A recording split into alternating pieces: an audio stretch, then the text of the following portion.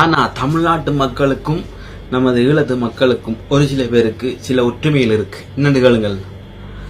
இங்க ஈழத்துல என் தலைவரை காட்டி கொடுத்ததும் ஒரு சில தமிழர்கள் தான்.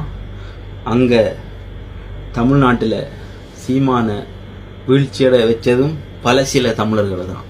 இங்க குறைய அங்க கூட, அவ்வளவுதான் வித்தியாசம்.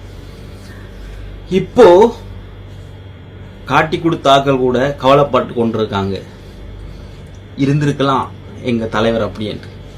இதே நிலைமை உங்களுக்கு கூடிய விரைவில் காத்து கொண்டிருக்கு.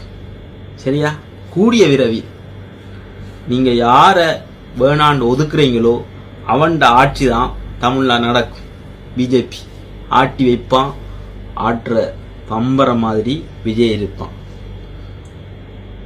எல்லாம் ஒரு ரத்த உறவு. நானும் தமிழ் பேச, நீங்களும் தமிழ்.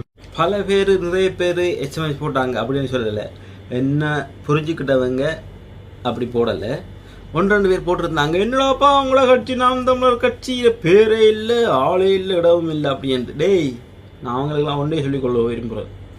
நான் வந்துட்டு திரைக்கவர்ச்சியில் எங்கேயும் போய்த்து கை கட்டி நிற்கல.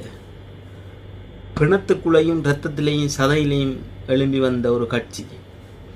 உண்மையை சொல்லி ஈழத்தில் நடந்த பிரச்சனைகள் அரைவாசி எனக்கு தெரியாது. அரைவாசியை விளக்கப்படுத்தியது அண்ணன் சீமான் நாம் தமிழர் கட்சி. அதுக்காக எப்போதும் நிற்பன், என்னைக்கு நிற்பன். தோக்கட்டும், தோத்தே போகட்டும், கட்சி மாற மாட்டேன். சரியா? தமிழண்டார உடம்புல ஓடுறது தமிழ் ரத்தம், ஒரிஜினல் தமிழ் ரத்தம். சரியா? எங்கேயும் போகாது.